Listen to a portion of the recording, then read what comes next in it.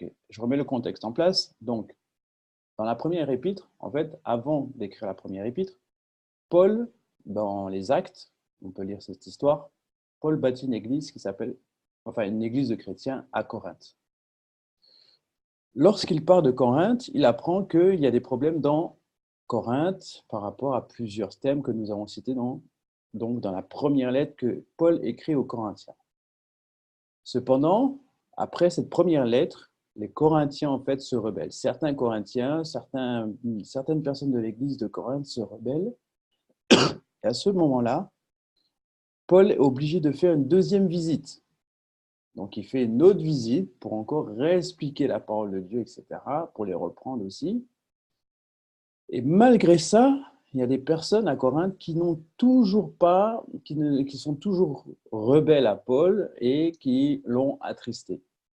Et c'est pour cette raison que Paul écrit une deuxième lettre aux Corinthiens et il va en fait leur écrire une lettre et puis tout au long donc, de cette lettre, on va voir un petit peu ce qu'il va leur dire. Mais c'est surtout une lettre pour se réconcilier et pour pouvoir encore motiver les plus rebelles qui restent à pouvoir se rapprocher réellement de la vie de Christ. Voilà. Donc il faut savoir que les Corinthiens étaient quand même rebelles. Donc nous, on va voir dans un premier temps la carte d'identité de 2 Corinthiens, donc la deuxième épître de Corinthiens. Donc l'auteur n'a pas changé, c'est toujours Paul. Le thème de cette deuxième lettre, deuxième épître, c'est la gloire à travers de la souffrance. La date de rédaction, c'est toujours la même, 55 et 56 ans après Jésus-Christ, après la mort de Jésus-Christ. Donc le contexte historique, je vais vous le lire. Paul adressa cette lettre à l'église de Corinthe, ainsi qu'aux croyants de l'Achaïe, s'identifiant à 2 reprises par son nom. Ayant fondé l'église lors de son deuxième voyage missionnaire, Paul avait eu de fréquents contacts avec les Corinthiens, en raison des problèmes qui avaient surgi au sein de l'église, donc dans les premiers chapitres de Corinthiens, de la première épître. La séquence chronologique de ces contacts et le contexte de la rédaction de la deuxième épître aux Corinthiens s'établissent comme suit. Premièrement, après les contacts initiaux et une première correspondance entre Paul et l'Église, Paul écrivit la première épître aux Corinthiens depuis Éphèse. C'était au printemps 55 ou 56, bref. Deuxièmement, ensuite, Paul traversa la mer Égée, pour se rendre en personne à Corinthe afin de régler de nouveaux problèmes qui étaient apparus donc dans l'Église. Cette visite qui a eu lieu entre la rédaction de la première et la deuxième épître de Corinthiens fut une expérience douloureuse pour Paul et pour l'Assemblée. Après ce pénible épisode, Paul, qui était toujours à Éphèse, eut vent de ses antagonistes à Corinthe, continuait d'attaquer sa personne et son autorité apostolique dans l'espoir de persuader une partie de l'Église de le rejeter. En réponse à ces rapports, Paul écrivit la deuxième épître aux Corinthiens depuis la Macédoine, automne 55-56. Peu après la rédaction de la lettre, Paul se rendit à nouveau à Corinthe et il demeura pendant environ 3 mois, et d'où il composa l'épître aux Romains. Pardon. Donc on voit que, en fait, Paul, il a fait en fait des voyages entre Corinthe et entre Corinthe et Éphèse, et puis la Macédoine, et il écrit donc des lettres, des épîtres. Et donc, 2 Corinthiens est découpé en deux. Il y a une première partie jusqu'au chapitre 11 à peu près, et ensuite une autre partie entre 11 et 13, où là, il refait une autre lettre aux Corinthiens. Entre-temps, il y a eu un voyage. Bon. Le but de cette rédaction, donc je vais vous le lire, en rédigeant donc cette lettre, Paul désire s'adresser à 3 catégories de personnes à Corinthe. Premièrement, il écrit pour encourager la majorité à Corinthe qui lui était demeuré fidèle et qui continue de le considérer comme son père spirituel. Deuxièmement, il écrit pour mettre au défi et exposer les faux apôtres qui continuent à l'attaquer personnellement dans l'espoir de discréditer son autorité et son apostolat et de dénaturer son message. Finalement, il écrit pour réprimander la minorité de l'Église qui se laissait influencer par ses opposants, qui résistait à son autorité et qui ne faisait aucun cas de ses réprimandes. Paul réaffirme son intégrité et son autorité apostolique, clarifie ses motifs et avertit les Corinthiens du risque qu'ils courent à se rebeller. La deuxième épître aux Corinthiens avait pour but de préparer l'Église tout entière à sa visite imminente. Alors, la vue d'ensemble de cette épître. La deuxième épître aux Corinthiens comporte trois divisions majeures. La première, dans le premier chapitre, la première partie, du chapitre 1 à 7, Paul commence en remerciant Dieu de l'avoir réconforté au sein de ses souffrances pour l'Évangile. Il félicite les Corinthes pour la mise en discipline d'un individu coupable d'une grave offense et défend son intégrité quant au changement de ses projets de voyage. Dans 2 Corinthiens 3, versets 1 à 6, verset 10, Paul présente l'aperçu du plus profond du Nouveau Testament quant à la nature véritable du ministère chrétien. Il souligne l'importance de la séparation d'avec le monde, donc c'est chapitre 6, 11 à 7, verset 1, et exprime sa joie d'apprendre par Tite la repentance de plusieurs Corinthiens qui s'étaient précédemment rebellés contre son autorité. Nous allons voir le chapitre 7. La deuxième grande partie donc, de cette épître, donc dans les chapitres 8 et 9, Paul exhorte les Corinthiens à suivre l'exemple de libéralité chrétienne sans réserve des églises de la Macédoine pour la collecte en faveur des chrétiens de Jérusalem qui étaient dans le besoin. Et la troisième grande partie donc, de cette épître, le ton de la lettre change dans les chapitres 10 à 13. Ici, Paul défend son apostolat en présentant son appel, ses qualifications et ses souffrances comme témoignage de son statut d'apôtre véritable. Par cela, Paul espère que les Corinthiens pourront discerner les faux prophètes parmi eux et ainsi être épargnés de nouvelles mesures disciplinaires lors de sa prochaine visite. Paul conclut la deuxième épître aux Corinthiens par la seule bénédiction trinitaire du Nouveau Testament, donc au chapitre 13, on le verra. Les caractéristiques particulières. 4 éléments principaux caractérisent cette lettre. Premièrement, de toutes les lettres de Paul, c'est celle qui présente le plus de détails autobiographiques. Les nombreuses allusions à sa vie personnelle sont faites avec une humilité évidente, des excuses et même de la gêne, mais par nécessité à cause de la situation qui prévalait à Corinthe. La deuxième particularité, elle surpasse les autres écrits pauliniens dans la façon dont elle laisse entrevoir l'intensité, la profondeur de l'amour et du souci de Paul pour ses enfants spirituels. La troisième caractéristique, l'épître contient le traité théologique le plus développé de la souffrance chrétienne et sur la libéralité chrétienne.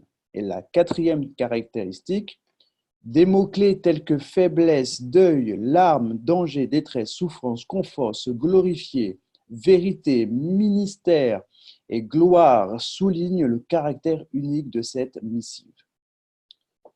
Voilà pour la carte d'identité de cette épître. Bien, on va commencer donc la lecture donc dans le premier chapitre. On ira jusqu'au chapitre 2, en tout cas jusqu'au premier. Alors attendez, je vais vous dire ça. On va aller jusqu'au chapitre 2, verset 11.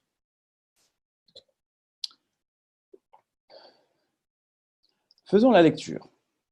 Paul, apôtre de Jésus-Christ par la volonté de Dieu, et le frère Timothée, à l'église de Dieu qui est à Corinthe et à tous les saints qui sont dans l'Achaïe. Que la grâce et la paix soient avec vous, soient données de la part de Dieu notre Père et du Seigneur Jésus-Christ. Béni soit Dieu le Père de notre Seigneur Jésus-Christ, le Père des miséricordes et le Dieu de toute consolation, qui nous console dans toutes nos afflictions, afin que par la consolation dont nous sommes l'objet de la part de Dieu, nous puissions consoler ceux qui se trouvent dans cette affliction. Car, de même que les souffrances de Christ abondent en nous, de même notre consolation abonde par Christ. Si nous sommes affligés, c'est pour votre consolation et votre salut. Si nous sommes consolés, c'est pour votre consolation qui se réalise par la patience à supporter les mêmes souffrances que nous endurons. Et notre espérance à votre égard est ferme parce que nous savons que si vous avez part aux souffrances, vous avez part aussi à la consolation.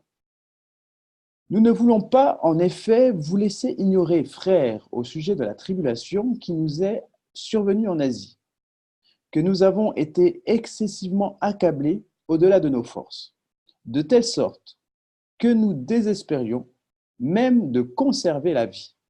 Et nous regardions comme certain notre arrêt de mort, afin de ne pas placer notre confiance en nous-mêmes, mais de la placer en Dieu qui ressuscite les morts.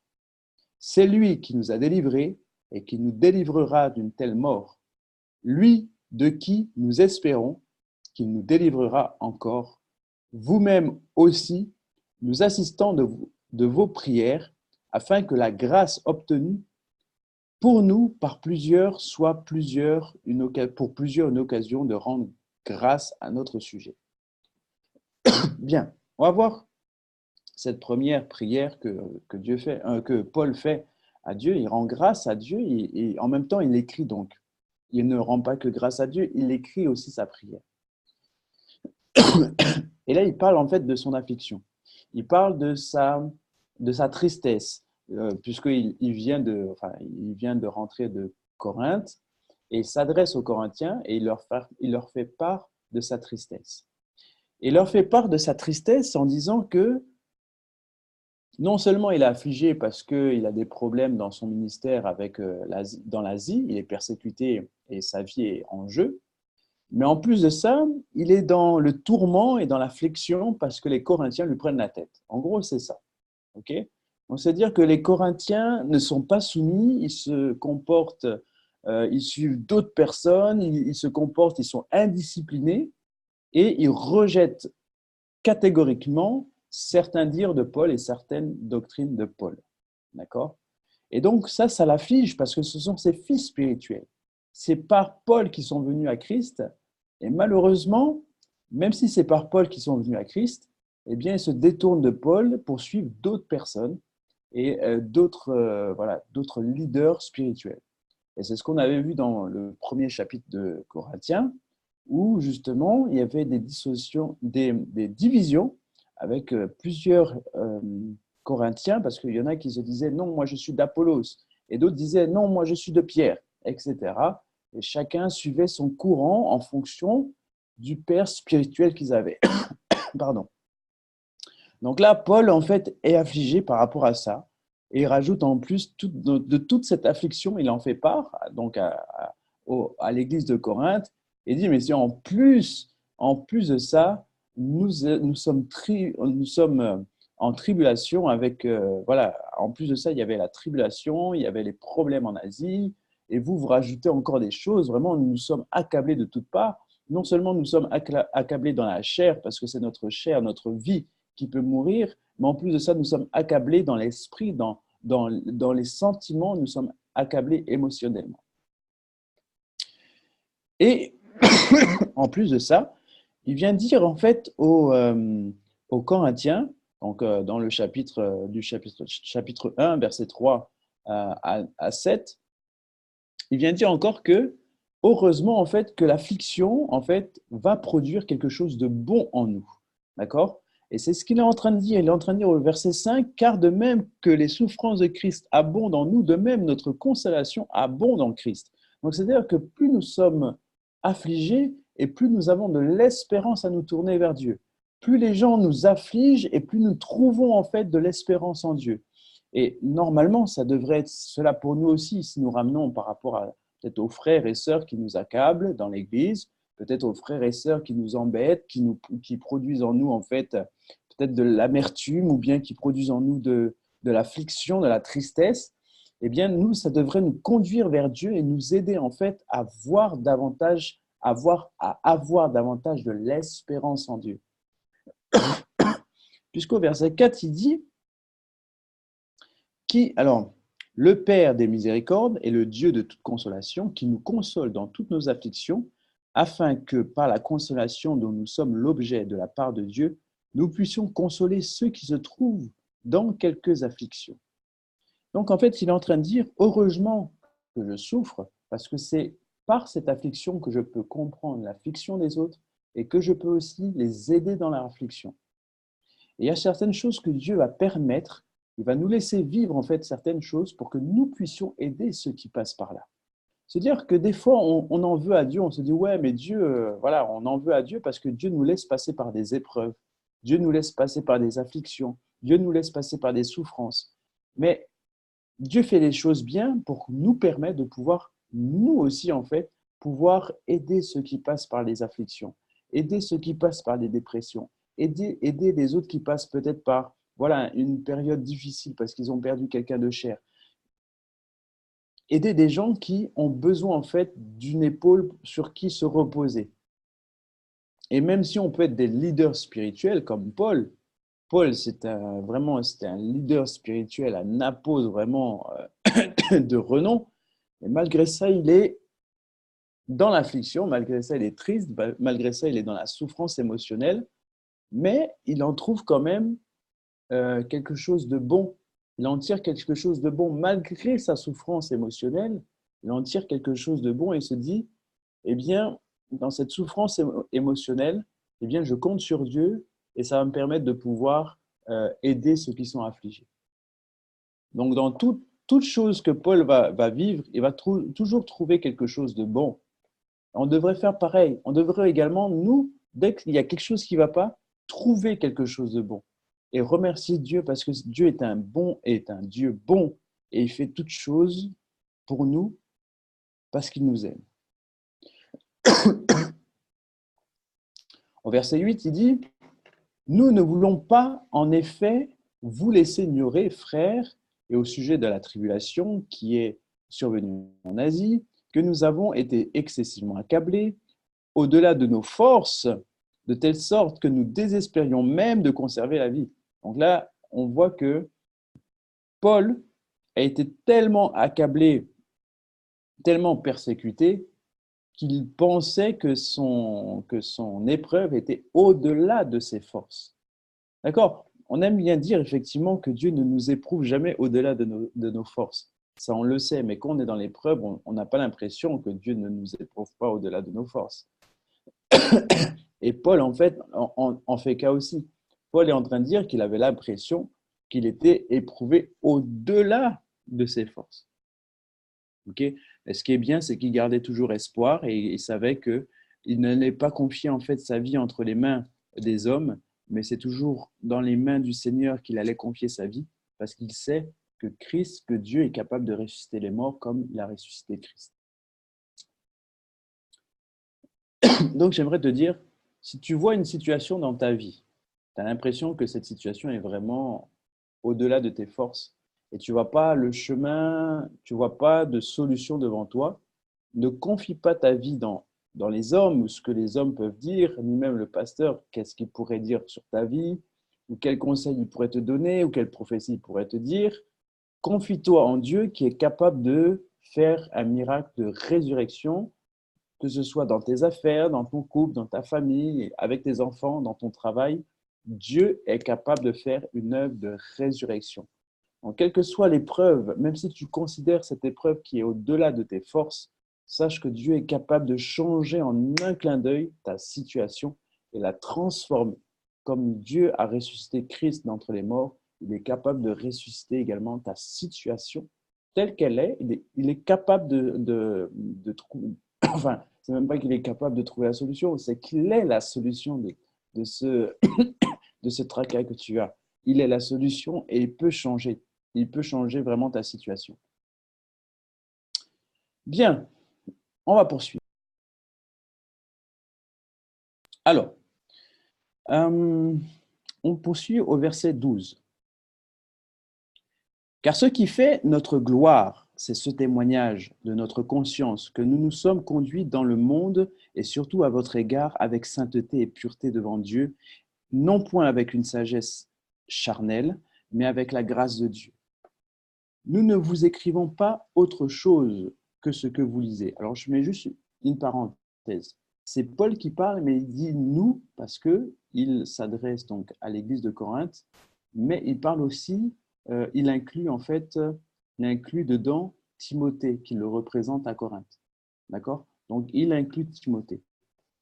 Donc, nous, les leaders spirituels, Paul et Timothée. Donc, je suis au verset 13. Nous ne vous écrivons pas autre chose que ce que vous lisez et ce que vous reconnaissez. Et j'espère que vous le reconnaîtrez jusqu'à la fin. Comme vous avez déjà reconnu en partie que nous sommes votre gloire, de même, vous serez aussi la nôtre au jour du Seigneur Jésus.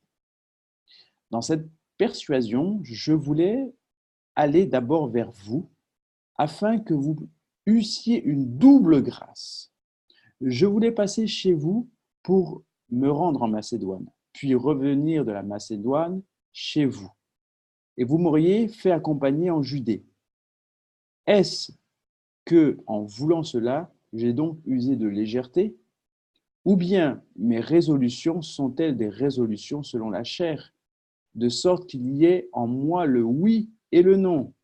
Je vais m'arrêter là parce que ça concerne plusieurs d'entre nous. Là, Paul, en fait, il cherche toujours à faire la volonté de Dieu. Mais en même temps, il se dit, comme il y a des problèmes à Corinthe, et qu'il est obligé de passer par Corinthe, enfin, il n'est pas obligé de passer par Corinthe pour aller en Macédoine, mais il se dit, comme il y a des problèmes à régler donc à Corinthe, peut-être que je peux leur donner la double grâce. Donc, c'est-à-dire que à l'aller, je passe par Corinthe, je vais en Macédoine, et au retour, je repasse encore par Corinthe et je retourne à Éphèse. Donc, il était en train de se demander ça. Il était en train de se demander qu'est-ce qu'il allait faire. Mais il ne veut pas, en fait, et c'est pour ça qu'il dit au verset 17, est-ce qu'en voulant cela, j'ai donc usé de légèreté, ou bien mes résolutions sont-elles des résolutions selon la chair, de sorte qu'il y ait en moi le oui et le non? C'est-à-dire qu'il ne sait pas si est-ce que c'est la volonté de Dieu ou est-ce que c'est une résolution selon la chair. Pourtant, cette résolution paraît bien et bonne. Cette résolution permettrait en fait à l'Église de Corinthe de mieux marcher, etc. Et souvent, en fait, dans notre vie chrétienne, on fait des choses qu'on pense bien, on prend des choix en fait qu'on voudrait prendre qui sont justes devant Dieu de ce qu'on fait. On a l'impression qu'on sert les intérêts de Dieu, mais en même temps, il faut toujours se demander, est-ce que même si je veux servir les intérêts de Dieu, est-ce que c'est bien la volonté de Dieu ou est-ce que c'est la volonté de ma chair? Et ça, il faut vraiment se le poser même quand on va à l'évangélisation. Est-ce que quand je vais à l'évangélisation, je le fais dans la chair ou est-ce que je le fais par l'esprit? Et le résultat va être différent. Le résultat, si on fait les choses par l'esprit, le résultat, ça va être un résultat par l'esprit. C'est l'esprit de Dieu qui va agir. Mais si on le fait dans la chair, c'est la chair, c'est le résultat de la chair qu'on aura. Et c'est pour ça que c'est important en fait d'aller évangéliser, je reviens encore dessus, et de tout ce que vous allez faire, même si ne serait-ce qu'aller à l'église le dimanche, faites-le par l'esprit. Ça veut dire que ne vous dites pas, ah non, je ne vais pas à l'église parce que j'ai l'impression que c'est une habitude. Non. Mettez-vous en condition. Priez, préparez votre culte, par exemple, avant d'arriver à l'église. Mettez-vous en condition spirituelle pour arriver à l'église. Mettez-vous en condition spirituelle pour arriver dans une réunion. Par exemple, tout à l'heure, enfin, le mardi soir, c'est la réunion d'église en famille. Ne venez pas simplement en église en famille parce qu'il faut venir en église en famille. Ou bien ne venez pas en église en famille juste après votre travail sans avoir rien préparé. Vous sortez du travail, vous êtes à la bourre, etc. Vous allez chez la personne et il n'y a aucun filtre entre votre journée et votre réunion. Ne faites pas les choses juste pour les faire. Faites-les parce que vous êtes conduit et vous êtes rempli du Saint-Esprit. Préparez votre réunion, ne serait-ce que 15-10 minutes avant, 5 minutes si vous n'avez que 5 minutes, mais mettez-vous en condition pour aller dans une réunion. Mettez-vous en condition lorsque vous allez visiter un frère ou une sœur. C'est comme quand vous mangez.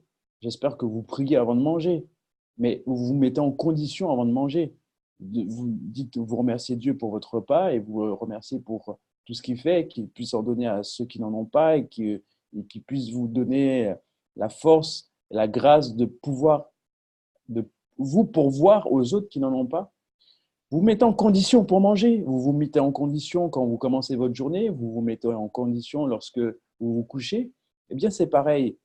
Faites les choses non pas selon la chair, même si ça paraît être juste et bien, même si ça paraît être dans la religion, même si ça paraît être spirituel, mais faites-le surtout dans l'esprit, que ce soit l'esprit qui soit là, que ça ne paraît pas spirituel, mais que ce soit vraiment spirituel, afin de pouvoir en faire ressortir les fruits, des bons fruits, des fruits qui durent éternellement, des fruits qui sont, une fois plantés et qui tombent dans la terre, produit en fait réellement le fruit de la repentance, déjà pour notre vie, mais produit des fruits dans l'éternité, c'est-à-dire des fruits qui vont porter du fruit sur la terre, mais porter du fruit aussi au ciel.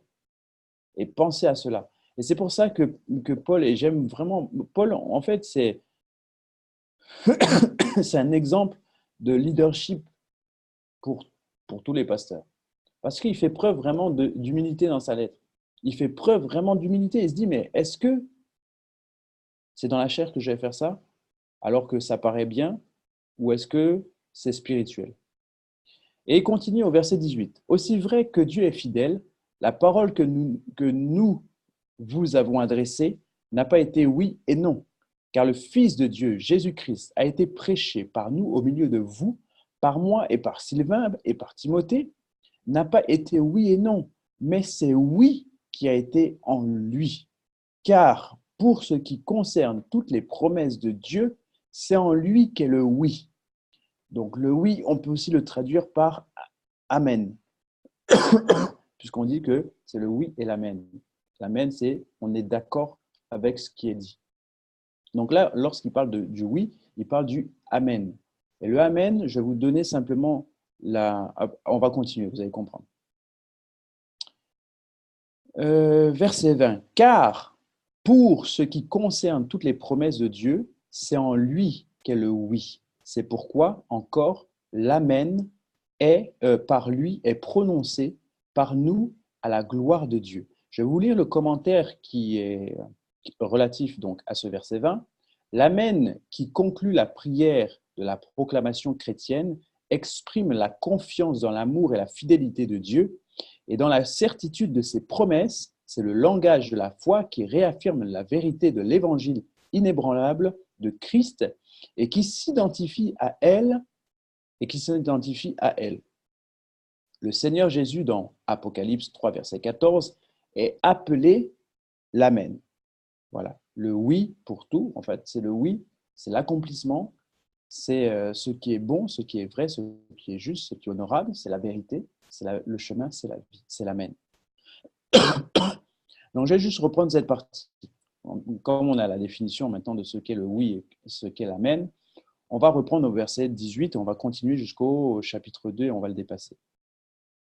Aussi vrai que Dieu est fidèle, la parole que nous avons adressée n'a pas été oui et non, car le Fils de Dieu, Jésus-Christ, a été prêché par nous au milieu de vous, par moi et par Sylvain et par Timothée, n'a pas été oui et non, mais c'est oui qui a été en lui. Car pour ce qui concerne toutes les promesses de Dieu, c'est en lui qu'est le oui. C'est pourquoi encore l'Amen par lui est prononcé par nous à la gloire de Dieu.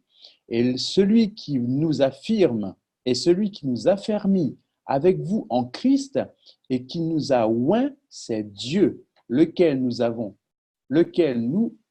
a aussi marqué d'un sceau et a mis dans nos cœurs les arts de l'esprit. Or, je prends Dieu à témoin sur mon âme, et c'est pour vous épargner que je ne suis plus allé à Corinthe. Non que nous dominions sur votre foi, mais nous contribuons à votre joie car vous êtes fermes dans la foi. Je mets un point à ça. Et là, en fait, il explique pourquoi il n'est pas retourné à Corinthe. Il dit, en fait, je ne voulais pas, en fait, en gros, il ne voulait pas retourner à Corinthe pour pas encore leur dire ce qu'il devait faire.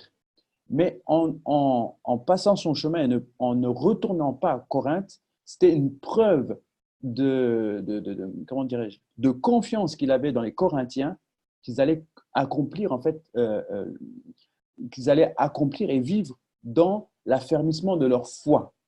Il fallait qu'ils soient affermis dans la foi et en ne revenant pas, il montrait simplement la confiance qu'il avait dans les Corinthiens pour leur dire que maintenant vous avez tout, vous pouvez demeurer, vous pouvez continuer sans moi. Vous n'avez pas forcément besoin que je sois là, mais vous avez Christ pour vous conduire et c'est pour cette raison qu'il n'est pas retourné à Corinthe. Vous avez, et au verset 22, il dit « Lequel nous a aussi marqué d'un sceau et a mis dans nos cœurs les arts de l'esprit. » Donc en fait, Paul n'est pas retourné à Corinthe parce qu'il considère que les Corinthiens ont reçu l'Esprit de Dieu. Donc, comme ils ont reçu l'Esprit de Dieu qui est capable de les enseigner toutes choses, il fait confiance à Dieu et dit « Je n'ai pas besoin de revenir vers vous, mais je fais confiance à votre foi. » Vous vous rendez compte? Alors qu'il aurait pu dire, il aurait pu se dire « Ah oui, je vais revenir, je vais encore taper du poing, je vais encore faire ce qu'il faut. » Non. Et c'est là où on voit en fait la subtilité entre faire les choses qui paraissent spirituelles et faire les choses vraiment de l'esprit. Et c'est là où il dit, or, je prends, verset 23, or, je prends Dieu à témoin sur mon âme, que c'est pour vous épargner que je ne suis plus allé à Corinthe. C'est pour vous épargner. Vous épargner de quoi? Vous épargner en fait de vous reprendre dans la chair, vous épargner de pouvoir revenir vers vous avec encore des jugements ou avec encore, en fait, de revenir en fait encore pour vous réprimander, encore pour vous apporter des choses, etc. C'est pour cette raison, c'est pour vous épargner. Verset 24, non pas que nous dominions sur votre foi, mais nous contribuons avec joie car vous êtes fermes dans la foi. Et là, il considère, et là, il vient, en fait, il leur écrit pour leur dire que je vous fais confiance parce que vous êtes fermes dans la foi. Donc, je ne suis pas obligé de vous redire à chaque fois les mêmes choses, mais vous êtes fermes dans la foi. D'accord? Et ça, c'est vraiment une prise de position que Paul, en fait, c'est vraiment, il marque vraiment la différence, peut-être avec d'autres leaders, il marque la différence, il dit, vous n'êtes plus des enfants, vous êtes maintenant matures, vous avez l'Esprit de Dieu et vous êtes fermes dans la foi. Il les considère fermes dans la foi. Alors que Corinthe, c'était sur son chemin. C'est comme si il fallait que je me rende à la sortie, enfin, il fallait que j'aille, par exemple, on quitte Mérignac et puis il faut que j'aille à la gare Saint-Jean. Et puis je me dis, ben, comme je passe par là, je pourrais m'arrêter à Pessac, aller à la gare. Et puis quand je rentre, eh ben, je m'arrête encore à Pessac. Je vais voir, voilà, je vais voir le pasteur ou je vais voir quelqu'un. Je vais encore discuter avec lui pour que ça rentre bien dans son cerveau. Et après, je continue à Mérignac. Non, Paul, il a dit, même si c'est sur mon chemin, je ne vais pas repasser les voir, mais je fais confiance à l'Esprit de Dieu qui est en eux et je crois réellement qu'ils sont affermis dans la foi et que l'Esprit Saint va les affermir. Et ça, en fait, c'est vraiment une marque de confiance qu'il a, une marque aussi de, comment dirais-je, il honore aussi ses membres, en fait, les membres de l'Église, il les honore en leur disant qu'ils sont fermes dans la foi. Okay, et puis c'est une marque aussi d'amour, de croire que justement, ben, ils sont capables de mûrir seuls avec le Saint-Esprit. Chapitre 2, verset 1. Je résolus donc en moi-même de ne pas retourner chez vous dans la tristesse, car si je vous attriste, qui peut me réjouir, sinon celui qui est attristé en moi? J'ai écrit comme je l'ai fait pour ne pas éprouver à mon arrivée de la tristesse de la part de ceux qui devaient me donner de la joie, ayant en vous toute cette confiance que ma joie est la vôtre à tous. C'est dans une grande affliction, le cœur angoissé et avec beaucoup de larmes que je vous ai écrit, non pas afin que vous fussiez attristés, mais afin que vous connussiez l'amour extrême que j'ai pour vous. Waouh! Il n'y a que Paul pour écrire ça.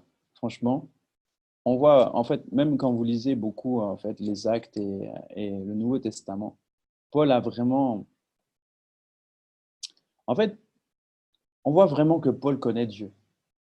savez, après que Paul eut rencontré Jésus sur le chemin de, de Damas, si je ne me trompe pas, à ce moment-là, en fait, on dit que Paul s'est éloigné pendant 3 ans, il s'est mis à part pour rencontrer Dieu. Et pendant les 3 ans, il a rencontré Dieu, il a discuté avec Dieu, avec Jésus, il a fait connaissance avec Jésus, il a eu des révélations même sur le trône de la gloire de Dieu, de Jésus. Il a vraiment connu Jésus et ce Jésus qui a été glorifié. Ce Jésus c'était le nouveau Jésus, on va dire ça entre guillemets. D'accord? Les disciples, ils ont connu Jésus crucifié. Ils ont marché avec lui. Ils ont été les apôtres, ils ont connu la vie de Jésus. Ils ont connu la familiarité avec Jésus. Ils ont été proches de Jésus. Ils ont connu Jésus avant et le Jésus après, ils l'ont un peu moins connu. Ils ont connu tout de suite le Saint-Esprit. Mais Paul a vraiment connu Jésus qui a été glorifié. Jésus qui est monté au ciel. Parce que Jésus l'a arrêté sur le chemin de Damas. Il lui a dit, pourquoi me persécutes-tu? Et à ce moment-là, Saul, il s'appelait Saul, devient Paul, l'apôtre et le disciple de Christ. Et à ce moment-là, il commence à connaître Jésus, il se retire et il se consacre pendant 3 ans pour connaître Christ réellement. Et c'est après ces 3 ans qu'il commence son ministère. Donc là, on voit vraiment que tout le caractère de Jésus est imprégné dans Paul. Le caractère dans l'humilité, dans l'amour, dans le fait qu'il reconnaît ses faiblesses. Tout ça, en fait, on voit vraiment en fait le caractère de Christ qui a déteint sur Paul. Pourquoi? Parce qu'il a passé du temps avec Jésus. Il a passé du temps avec lui. On voit que le caractère de Christ, en fait, a déteint sur Paul. Et c'est comme nous aujourd'hui.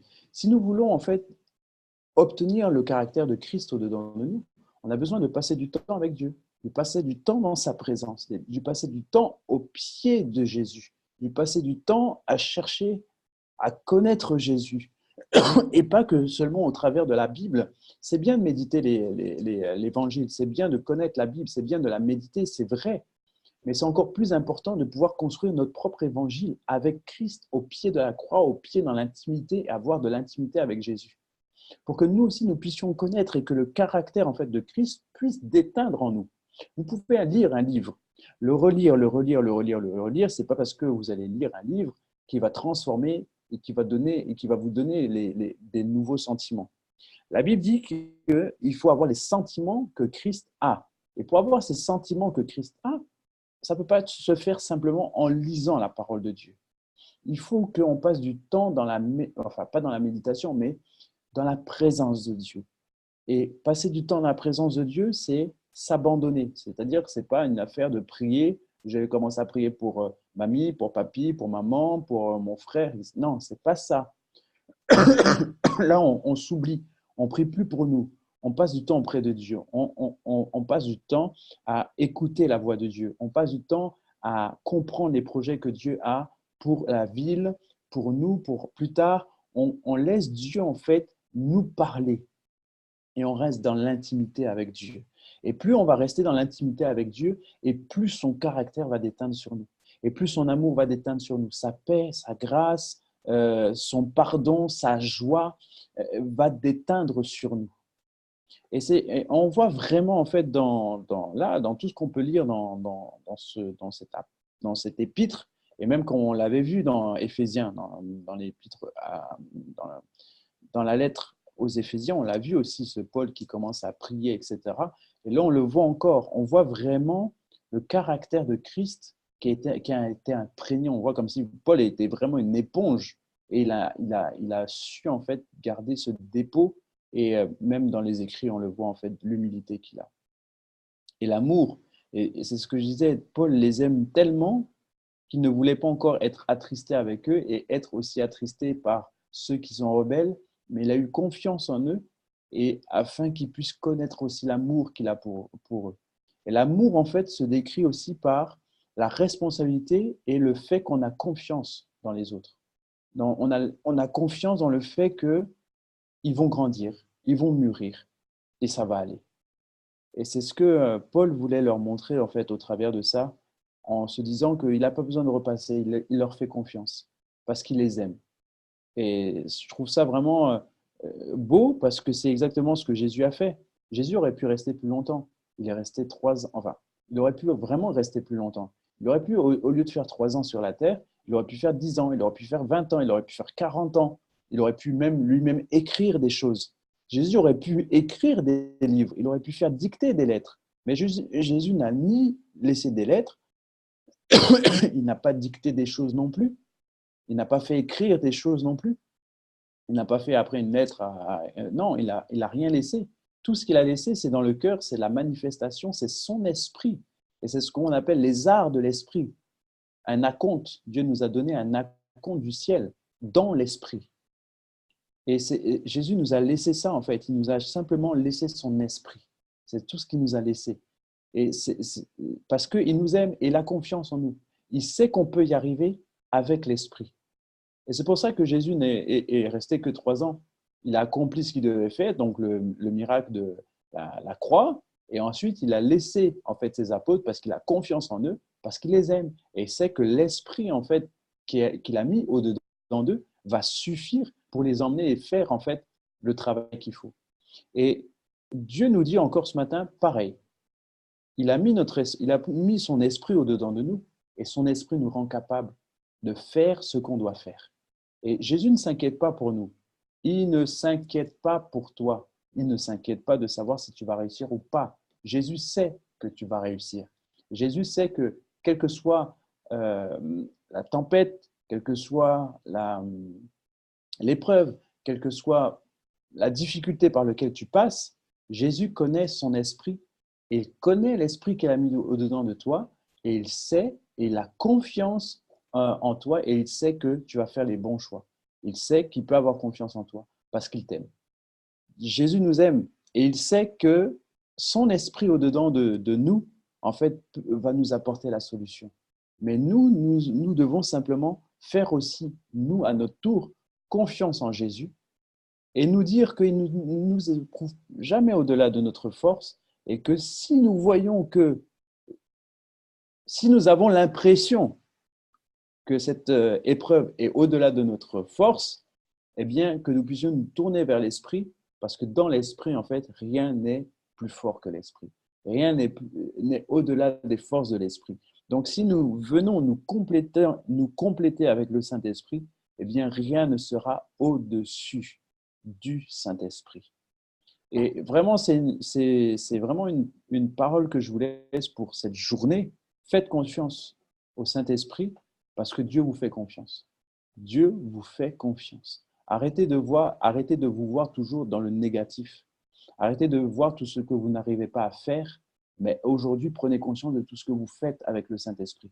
Arrêtez de voir lorsque vous trébuchez, mais regardez plutôt lorsque vous vous relevez. Arrêtez de voir lorsque vous péchez, mais voyez les endroits où vous ne péchez pas. Arrêtez de voir le négatif dans votre vie, mais regardez le positif de ce que Jésus fait avec vous et ce que Jésus a fait jusqu'à présent avec vous. Et vous allez voir que quand vous regardez votre vie en arrière, vous vous dites waouh, waouh, tout ce que Dieu a fait avec moi, avec son Esprit Saint, ça veut dire que je suis capable. Tu es capable aujourd'hui de faire encore des choses avec Dieu. Donc, ne sois pas pessimiste, ne regarde pas en fait en arrière, ne regarde pas à l'affliction, ne regarde pas en fait à la tristesse. Regarde simplement au Saint-Esprit parce que tu peux faire plein de choses. Et vraiment, je t'encourage ce matin, pendant cette semaine que tu commences et toute cette journée que tu vas faire, regarde pas ce que tu rates, regarde à ce que tu réussis. Et tu verras que ça va t'encourager toi-même à te dire que waouh, j'ai réussi ça. Eh bien, je vais continuer. Et plus vous allez regarder à ce que l'Esprit de Dieu fait avec vous, et plus ça va vous encourager à faire mieux et à faire davantage avec Christ. Moi, je regarde juste cet après-midi, on a fait tellement de choses ensemble, on a passé toute la journée ensemble, on a fait au-delà de ce qu'on pouvait faire dans toute cette préparation de l'événement des 1000 Bibles pour Noël. Et ça m'encourage parce que je me dis, on va faire encore plein de choses ensemble. Ça m'encourage. Moi, je me dis, ouais, vous étiez là, vous avez répondu, on a fait plein de choses.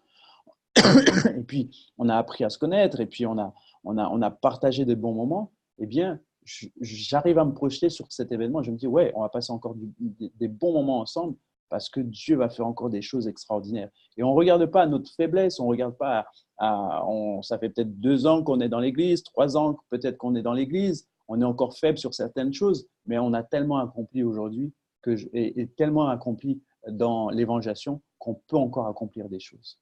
Et plus ça va, plus on grandit. Je finirai cette lecture donc au chapitre 2 à partir donc du verset 5 et je vais lire jusqu'au verset 7, jusqu'au verset 11, pardon. Si quelqu'un a été une cause de tristesse, ce n'est pas moi qui l'a attristé, c'est vous tous, du moins en partie, pour ne rien exagérer. Il suffit pour cet homme du châtiment qui lui a été infligé par le plus grand nombre, en sorte que vous devez bien plutôt lui pardonner et le consoler de peur qu'il ne soit accablé par une tristesse excessive.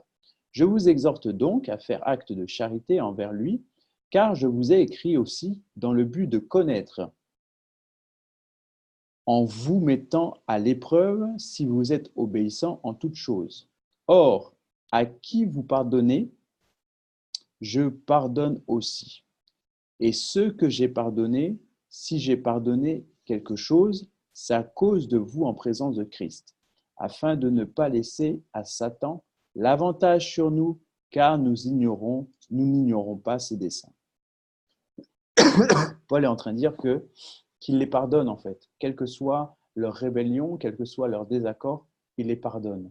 Et il est en train d'exhorter en fait les disciples qu'il a à Corinthe, donc ceux qui ne sont pas rebelles, ceux qui sont obéissants. Il est en train de leur dire ne soyez pas tristes parce que ces gens en fait m'affligent et me causent du souci, mais pardonnez-leur comme moi aussi je les ai pardonnés, afin de ne pas laisser en fait Satan vous diviser. Parce qu'on sait que les desseins du malin, c'est pour diviser l'Église, c'est pour diviser les gens, c'est pour semer le trouble. Alors c'est pour cette raison que Paul en fait les exhorte à pardonner à ces gens qui causent du tracas et qui ne suivent pas en fait, qui sont rebelles, qui sont indisciplinés. Il dit simplement à ceux qui sont encore qui sont ses disciples, il leur dit de pardonner aussi parce que Paul leur pardonne. C'est-à-dire que cette lettre, en fait, elle est lue à toute l'Église. Et dans l'Église, il y a des gens qui sont rebelles à la doctrine.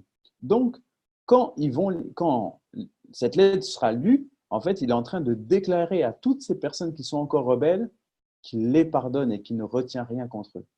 Et ça, c'est pour leur montrer encore que Paul est bon comme Dieu est bon. Il pardonne contre toute attente. Il ne retient aucune colère, il ne retient aucune amertume, il ne retient aucune division dans son cœur, aucune critique, rien.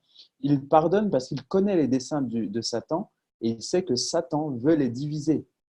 Alors il ne retient rien et que nous puissions faire de même aussi, que nous puissions ne rien retenir les uns contre les autres, mais que nous puissions arriver à pardonner les uns aux autres, que nous puissions réussir et toujours pardonner parce que les desseins de Satan, qui sont encore d'actualité aujourd'hui, c'est pour nous distraire, c'est pour nous séparer, c'est pour nous diviser. Donc, si tu sais que ton frère a quelque chose contre quelqu'un, ok, ne joue pas ce jeu en fait. Ou si tu sais que ton ami a quelque chose contre, ou bien il y a une dispute et puis tu es avec ton ami et tu veux prendre part de ton ami, ne prends pas part en fait à cette division, mais exhorte toujours à la réconciliation. Parce que tu connais les desseins de Satan et ces desseins, c'est la division. Donc, dès que tu vois la division dans l'Église, quelle que soit la situation, ne prends pas parti, mais sois toujours un instrument de paix et de réconciliation. Et quel que soit, ne prends jamais parti, même si c'est ton ami, même si c'est ton frère ou ta sœur, prends le parti de Jésus et de l'unité de la paix. La Bible dit, Jésus dit, soyez en paix avec tous. Autant qu'il soit possible, soyez en paix avec tous. Et Jésus dit encore, si tu sais que ton frère a quelque chose contre toi, va, laisse ton offrande et va le voir. Réconcilie-toi avec lui. Et ensuite, reviens et mets ton offrande. C'est-à-dire que l'offrande, ce n'est pas simplement mettre la dîme ou l'offrande comme on met, mais l'offrande, c'est L'adoration, c'est le fait de partager un culte, c'est le fait d'offrir nos cœurs, c'est le fait d'offrir la louange à Dieu, c'est le fait d'offrir. C'est-à-dire que normalement, on ne devrait même pas en fait célébrer les cultes. Enfin, je dis que normalement, tu ne devrais même pas en fait célébrer un culte ou aller dans l'adoration si tu sais que ton frère ou ta sœur a quelque chose contre toi. À plus forte raison, si toi-même tu as quelque chose contre ton frère ou ta sœur, tu ne devrais même pas prendre. En fait, Dieu n'agrée pas ta louange ni ton adoration. Parce que l'adoration auquel Dieu prend plaisir, c'est une adoration dans ton cœur où tu sais qu'il n'y a pas de division et qu'il y a le pardon. Parce que le pardon est une offrande excellente qui rappelle le pardon et le sang de Christ qui a coulé pour nous afin que nous puissions être réconciliés avec Dieu malgré que nous étions pécheurs et rebelles contre Dieu. Le sang de Christ a coulé pour nous et nous devons faire pareil pour nos frères et sœurs.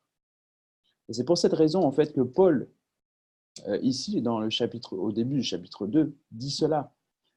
Il exhorte les frères et sœurs à ne pas en fait se ranger du parti de Paul, mais du parti de la justice de Dieu et du parti de l'amour de Dieu afin d'être réconciliés et d'être dans la paix.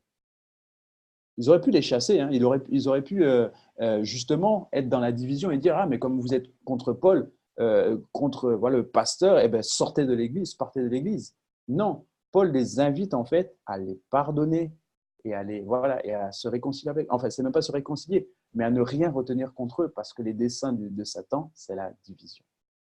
Donc voilà, j'en ai fini. J'ai fini avec donc cette première partie, chapitre 1 et 2. Je vous invite à démuter vos micros et puis on va prier ensemble par rapport à cela afin que vraiment il y ait l'unité, qu'il y ait de l'unité entre nous et que la paix de Dieu puisse être dans notre cœur et que si vous êtes affligé par quelqu'un dans l'Église ou bien par une personne, eh bien vous puissiez trouver la paix tout simplement. Donc vraiment, c'est le sujet de prière que nous puissions chercher et demeurer dans la paix.